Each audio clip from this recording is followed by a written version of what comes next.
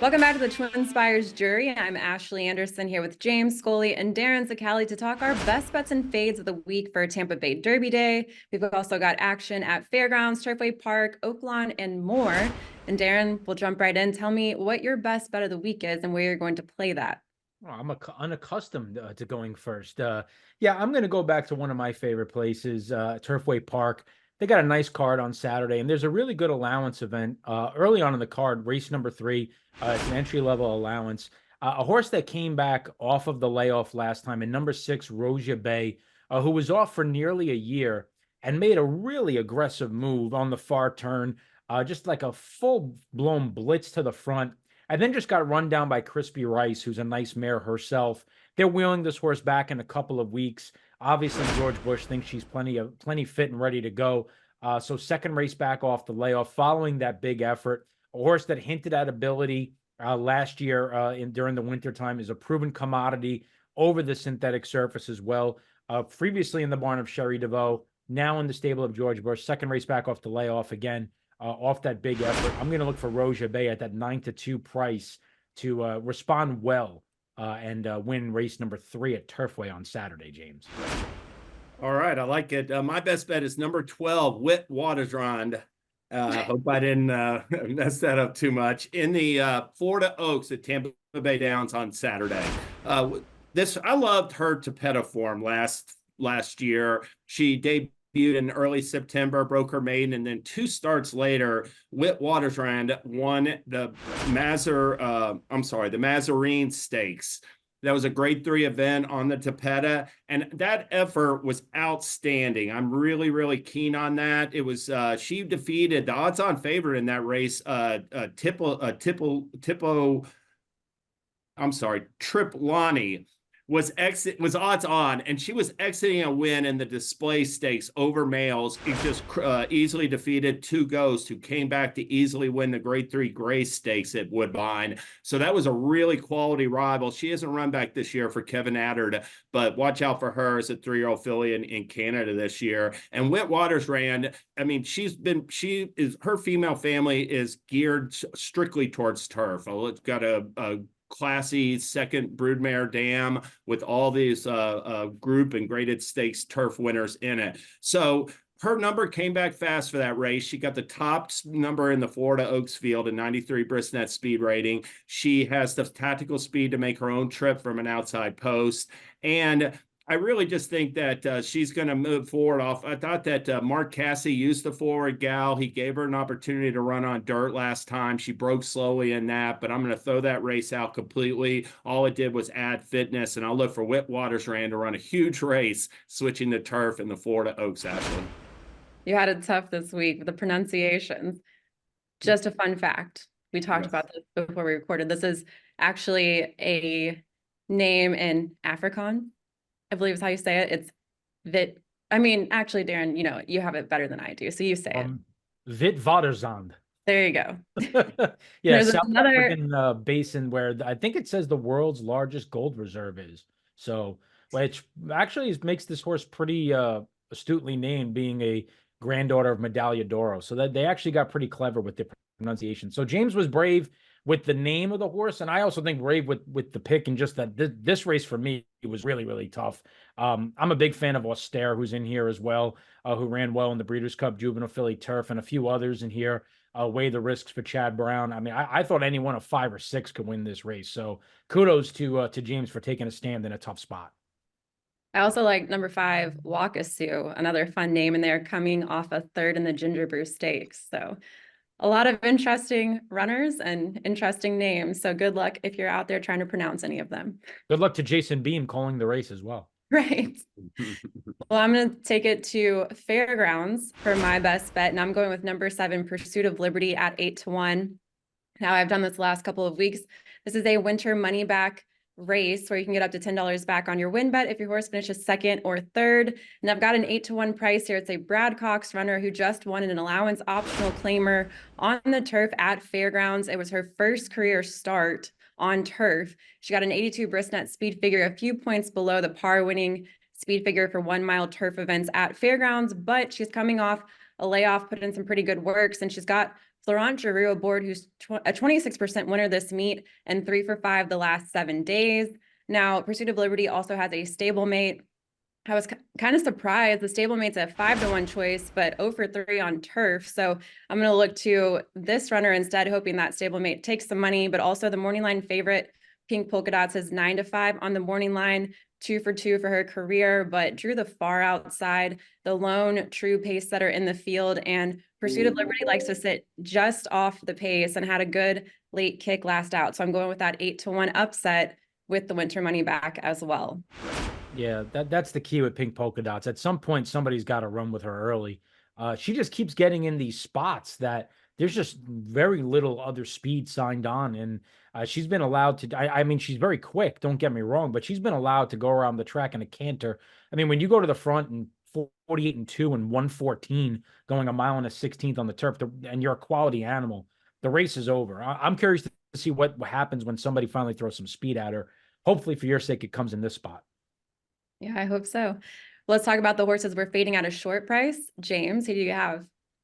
I'm going to fade number 7, No More Time, the favorite in the Tampa Bay Derby. And I just think No More Time took advantage of favorable circumstances last time. Ashley and Darin, he broke from an inside post with Paco Lopez, who isn't on him again on Saturday. He's got a new jockey in Javier Castellano. And No More Time broke on top, was hustled to the lead. He took token pressure from a pair of rivals that one of them quit midway on the far turn and the other one was done by the top of the stretch. And that just left him on this loose and lonely lead out there. I really thought Agate Road, who ran second, if he had broke better and had been able to sit a little closer, he would have beat him because he was really reducing the distance. It looked like No More Time was getting tired late. And that race came back slow. It got a 93 Brisnet speed rating. So I just think it's not the strongest field, but I do think that there is other speed entered, and I won't be surprised. I expect actually No More Time to be sitting second or third, really being drawn in post 7, and I think he'll prove vulnerable at short odds. Darin, who do you have? Yeah, I almost picked Domestic Product as my best bet in the Tampa Bay Derby. Second race back off the layoff, a horse that's proven around 2 turns when he broke his maiden at Aqueduct. I agree with everything you said there. I think it's a good fade. My fade is coming up at the fairgrounds in race number 7, which is in a 3rd level allowance event going a mile on the turf, or the about mile distance, where I'm going to fade More Than Looks. More Than Looks is, I always like to play against these horses coming out of the Breeders' Cup for their first start. Been on the sidelines now for the better parts of 4 months for Sherry DeVoe. She wins at about an 18% clip off this type of a layoff. But the real key component here is, number one, obviously this race is just a starting off point for the season for this horse. Not something necessarily he has to win here. Number two, he's usually at the mercy of pace and trip. I mean, he's just a drop back, make one big move. And there's just not a lot of speed signed on here. And if a horse can shake away, I think somebody that's close to the pace here is going to have an advantage. You know, a horse like Silent Poet going around 2 turns on the grass is interesting here. You know, Chasing the Crown, who's got a bit more seasoning than More Than Looks, is a horse that's going to be rallying boldly as well. So at a very short price off the Breeders' Cup, More Than Looks is a fade for me here, guys. And I'll say that you know, one thing also is that there's the potential for rain on Friday evening, and I think that would enhance your chances of beating More Than Looks, because as somebody who liked him in the Breeders' Cup Mile last year where he got beat 2 lengths, I know he runs his best races on firm ground. You can look on his last 5 or 6 turf starts. His only setbacks other than the Breeders' Cup Mile came on turf that had give to it. So that might be another factor why he might not come back with his best. All right, now I'm taking it over to Oaklawn for my fade. It's number 6, Hot and Sultry at 2-1 in the grade 2 Azeri for fillies and mares. I was kind of surprised Hot and Sultry is the morning line favorite here. She won 2 back in the grade 3 Chaluki at Churchill Racing a mile, but at 8.5 furlongs, she's 0 for 3 with just 1 in the money finish, which was a 3rd. And she finished 5th as the favorite to Comparative, who's in this field in the grade 3 Bayakoa. Did I say this right? Bayakoa, yes. Yeah. And she's really a need the lead type. She's a lone true pace setter, or the E type in the field. And I just think Saddle Up Jesse and Comparative are going to really push her here. Trainer Norm Cassie is also just an 8% winner this meet. And Hot and Sultry only has 2 wins at Oaklawn. They both came at 6 furlongs back in January of 2023 in a non-graded stakes, and then back in January of 2022 at 6 furlongs, breaking her maiden. So I don't like her here running a route at Oaklawn. I think there's a lot of other good runners in this field. Like I mentioned, Saddle Up Jesse comparative. And I even think if we get a hot pace, number 2 Bellamore could be interesting as a late runner coming into this field. All right, and I guess y'all don't really have anything. I agree. I think it's a very competitive field. I wouldn't want to take a short price on anybody. I think it's a good race to go value shopping for all the reasons you said. All right, and before we move on to what we're going to be watching this weekend, Darin, what promos do we have at TwinSpires? Well, we continue on the trail to the Kentucky Derby. So the road to the Kentucky Derby profit boost continues and makes a stop in Oldsmar, Florida for the Tampa Bay Derby card this particular Saturday. Now, remember, it's not just the Derby prep race. It's every race on the card, a 15% profit boost up to a cap of $25 on win, exacta, trifecta, and superfecta wagers. So be sure to be opted in and taking part in the road to the Derby profit boost. Once again, this weekend, we have the $10 money back, winter money back again coming up Friday, Gulfstream Park, race number 5, Saturday, the Fairgrounds, race number 9, and Sunday at Gulfstream, race number 2 are the scheduled races for this particular weekend. So be sure to be opted in for our winter money back as well. And Friday night at Turfway Park, we've got a 15% win bonus. That is on every single horse win wager every Friday throughout the month of March. 15% bonus up to a $25 cap. So if you're betting Turfway on Fridays, be sure to be opted in to get that extra 15% boost on your winning win wager. Got a lot going on. And I'll stick with you, Darin. Tell us what else you're watching for this weekend. Yeah, one of the races on the card at Aqueduct caught my attention. It's the Correction Stakes, where if you haven't been watching the Aqueduct races in the winter, you probably don't know much about Hot Fudge. But she's been on a tear up there, and she's coming into this off of 4 consecutive victories, a couple of consecutive stakes victories. She's beaten next out stakes winners in the process. And she's kind of just picking apart this winter stake season at Aqueduct. She's going to be a short price favorite again on Saturday. She comes out of that and does well. She's likely to go to the Grade 3 Distaff on the first weekend of April at Aqueduct. And this is a potential runner that we could maybe even see make an appearance at Churchill Downs on Derby Day in the Derby City Distaff if she continues to ascend the ladder. Now, she's only won some listed stakes, so winning a Grade 1, of course, is a big step forward in just a couple of months. But at some point, if she continues to beat these fields and beat quality fields at that, they're going to have to start to move this filly up. And I think the Grade 3 Distaff is probably the next assignment because she's going to be somewhere in the neighborhood of 3 to 5 here on Saturday. I do think Hot Fudge is a cool story because she missed the entire 2022 season. I mean, came back from a 14-month layoff early last year and didn't skip a beat. And in fact, she just kept moving forward after returning from that long layoff. Now, her speed ratings need to increase a little bit, but she still has that potential to do so. And like you said, she lays over that correction field. It looks like, Ashley.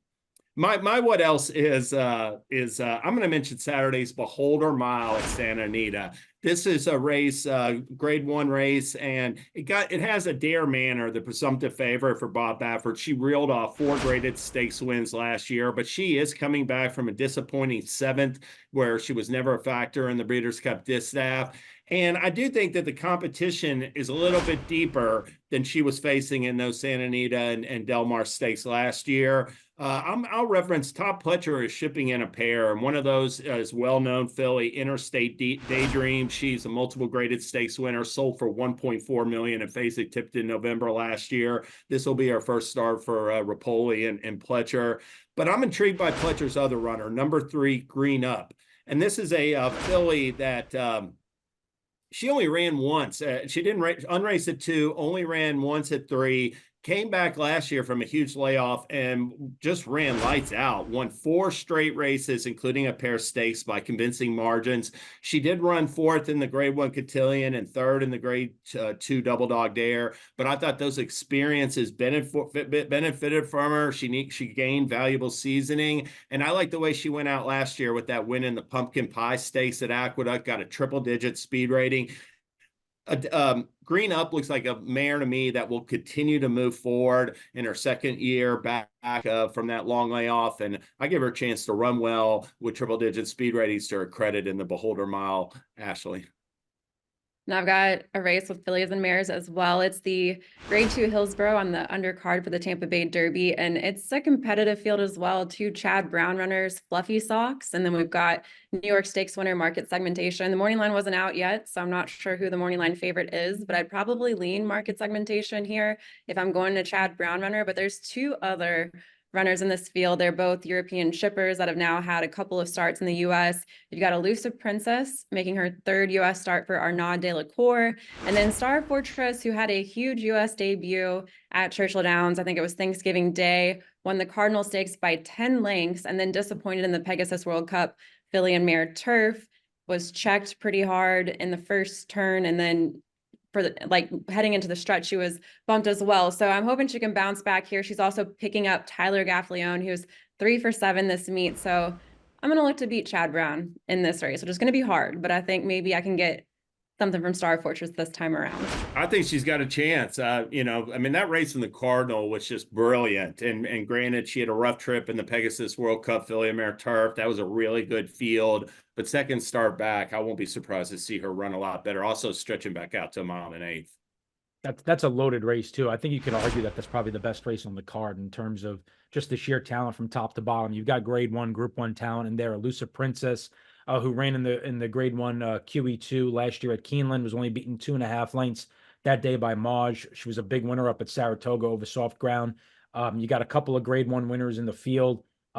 Market segmentation, of course, the winner of the New Yorker we haven't seen since the Diana. My guess is you're going to hear a lot of noise from some of these fillies and mares as the season goes on, because this race, it's a Grade 2, but it's got Grade 1 caliber potential and Grade 1 caliber talent in it.